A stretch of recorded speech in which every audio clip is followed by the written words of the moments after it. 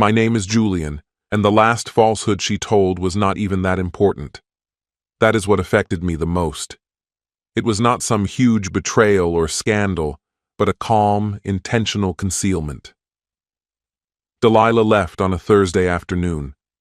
When I got back from work, I tossed my keys into the bowl by the entrance and noticed her gym bag was missing, along with several outfits from the dresser. No note, no message, absolutely nothing. Several hours went by. I tried calling her once, but there was no response. Then a text popped up saying, "Hey, do not worry. I am at a wellness retreat with Avery for a few days. I needed a break. Totally forgot to tell you earlier. You have been so caught up." That was it. I stood in the kitchen, staring at the screen with the message glowing on my phone, and I swear I felt something shift inside my head, like a door closing softly, not banging, just closing quietly. This was not the first time she behaved like this. It was simply the last time I let it happen. I didn't respond to the message. I didn't make a call. I simply set the phone down and sat quietly on the edge of the bed. Not angry, not shocked. Just done. People often picture the end of a relationship as one massive, dramatic moment, but that's not how it works. It's made up of countless small hurts, missed conversations, and slowly fading respect until all that's left are two people who once cared deeply. She likely expected me to hang around, maybe send a message the next day, ask about her retreat, or cook her favorite dish like before. But none of that was going to happen. When someone leaves without telling the person they share their life with, it's not a brief getaway. They're already gone for good. This might sound like the final point, but it's really just the moment when the mask slips away and you realize maybe they were never truly present with you in the first place. Delilah and I met at a professional networking event in Charlotte. She was in brand marketing, sharp as a tack, always dressed as if heading somewhere more significant. I run a consulting business that still keeps me busy. My world is all about numbers, structures, and order. She stood out, not just for her appearance, though she had that too, but because of her energy, quick on her feet, endlessly inquisitive, and a little wild in a way that made people want to draw closer. After the event, we went out for drinks. She playfully mocked me for being overly strategic, and I replied, "Someone needs to keep the engine running while you're dancing on the roof." She chuckled. I distinctly recall thinking, this might actually lead somewhere. And it truly did. For a while, things were great. We complemented each other perfectly. Her spontaneity pulled me away from my usual patterns. My steadiness provided her with a sense of security. Early on, we talked about what was ahead. I was honest. I don't believe in shared bank accounts. It is not about trust. It is a personal policy. My father endured a nightmare after my mother drained their joint savings and vanished. It took him years to recover. I promised myself I would never endure that pain. Delilah understood. "You really stick to your boundaries?" she asked. I nodded. I certainly did. At first, she didn't push back, but after about 1 year, she began planting subtle suggestions. It would have been much easier if we just kept one account. Why are you so rigid about money? It feels like there's no passion. We are building a life together, aren't we? I stood firm, but I noticed a shift. She wanted shared control, even if it meant pushing boundaries. Eventually, we found a compromise. We created a joint account for everyday expenses. Bills, groceries, rent, nothing lavish. I kept a close eye on it, not because I doubted her, but out of habit. She said, "Now it truly feels like we are partners." I wanted to believe her, but something seemed off, as if she hadn't fully accepted the limitation, but had figured out how to work around it. Her actions became predictable. Delilah never shouted. She didn't storm out in anger. Instead, she wore things down quietly and gradually, like water slowly carving rock, appearing gentle while cutting straight through the base. We moved in together during the 3rd year. I owned a condo downtown, but Delilah hated the design, calling it more like a dentist's office. So we looked for a loft in the North End. Huge windows, exposed brick, and outrageously expensive. She loved it. Around that time, she quit her job. "I need space to breathe," she said. "The 9-to-5 job is killing my creativity."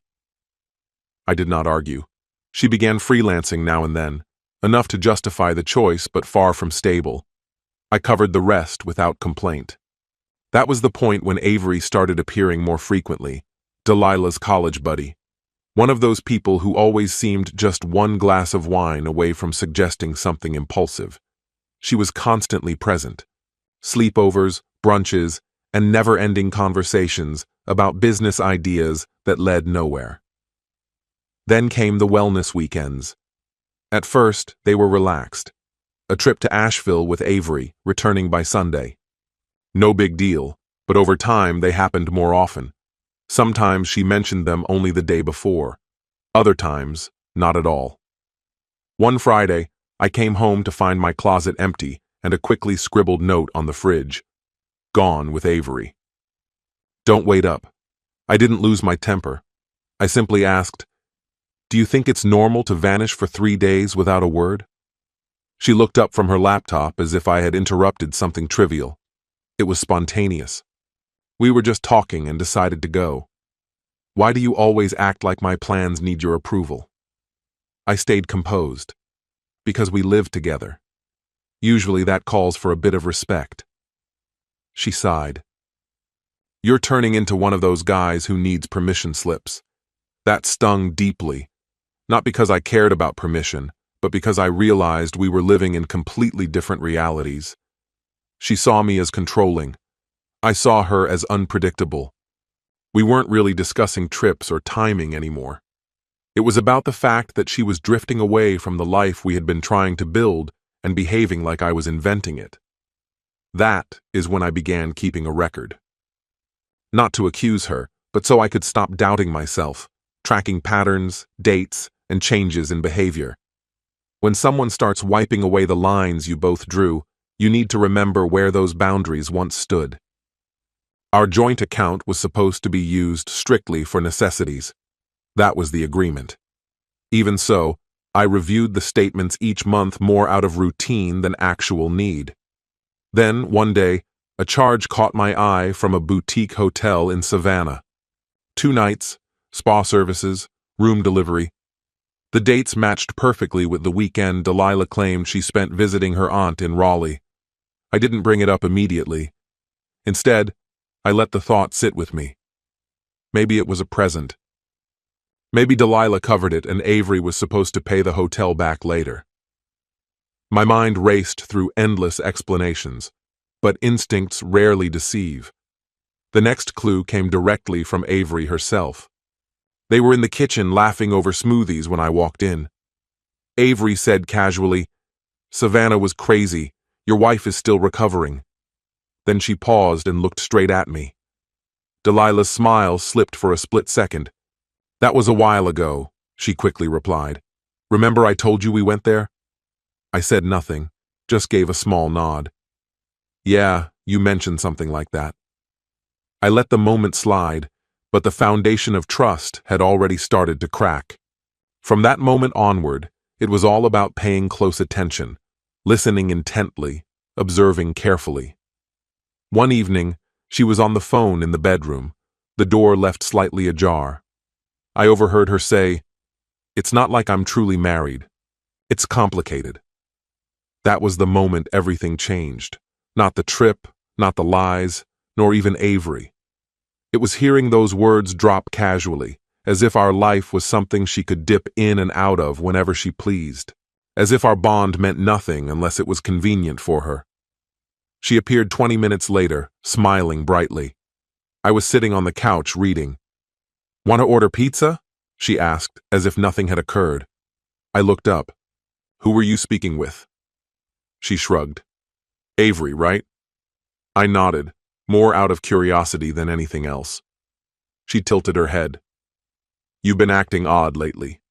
"Have I?" "Yeah. You're always watching." Silent. I said nothing. I simply went back to my book. Because there comes a moment when words lose their impact. When saying, "I heard you say you're basically single," no longer carries weight. At that point, you are not trying to fix anything.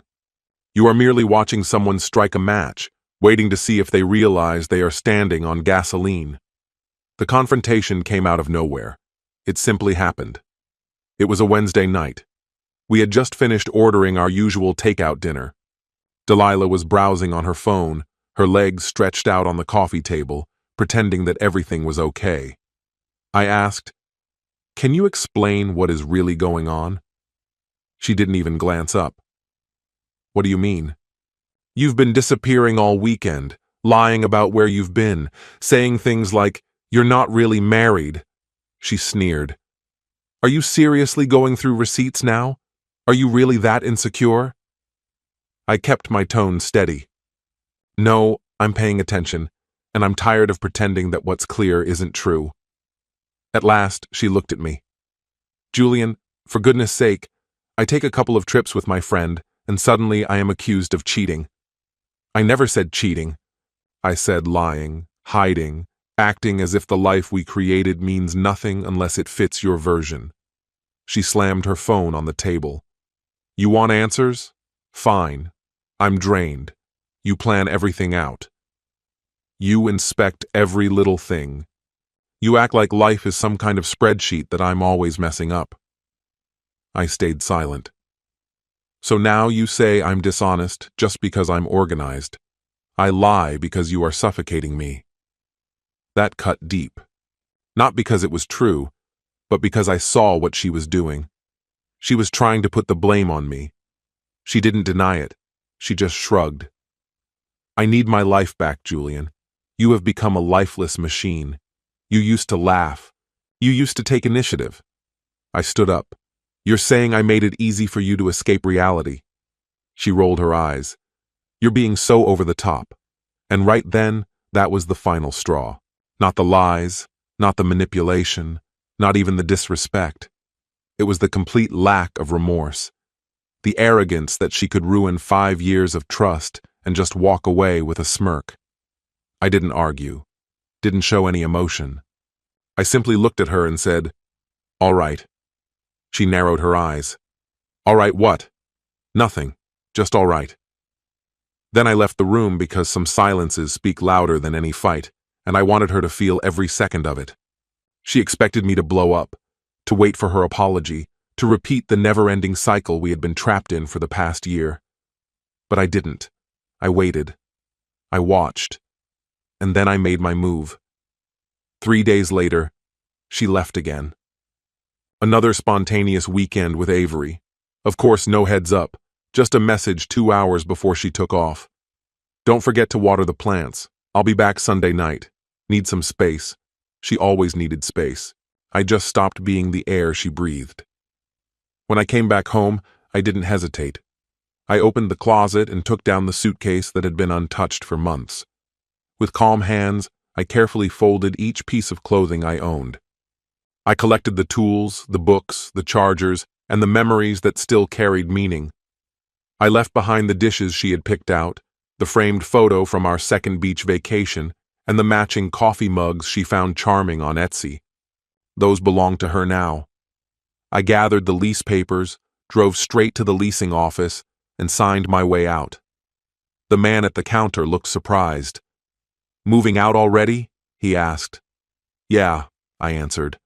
"Time for something new." He nodded. That happens. Back in the apartment, I did one last walkthrough to make sure nothing was left behind. The place looked cleaner than it had in weeks, but it still felt empty. Standing in the kitchen, I grabbed a sticky note and wrote, "You were right. This was never marriage." I placed the note on the fridge. That was it. No long letters, no playlists of heartbreak, just a few simple words. Enough. I turned off the lights, locked the door, and walked away. She had yet to realize that the retreat was not hers alone. I left too. The only difference was, I was not returning. That evening, I blocked her number, deleted her from every account we shared, and cut off her access to anything bearing my name. The apartment ceased to be my sanctuary. That woman was no longer my spouse. And peace, genuine, undisturbed, and hard-won peace, finally became mine. The first call came Sunday night, right on the dot. The number was unfamiliar, so I let it go straight to voicemail. Her voice was breathless. "Julian, where are you? Everything here has vanished. Are you okay? Please call me back." I didn't even wait for the message to finish. Then another call followed, this time from a different area code. She was now calling from Avery's phone. "This isn't fair," she said. "You can't just vanish like this. We need to talk." A third message arrived, then a fourth, back to back. Each one sounded more confused than the last. Then frustration appeared. "Oh, I see now. You want me to chase you? You're punishing me. How mature, Julian." Then came the guilt trip. Maybe I haven't been flawless, but this is just cruel. We are married. You owe me a conversation.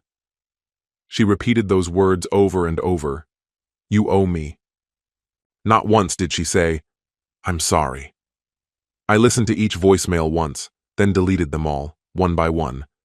She wasn't trying to mend anything. She was trying to reclaim control, to reset the situation. But I had already stepped away completely.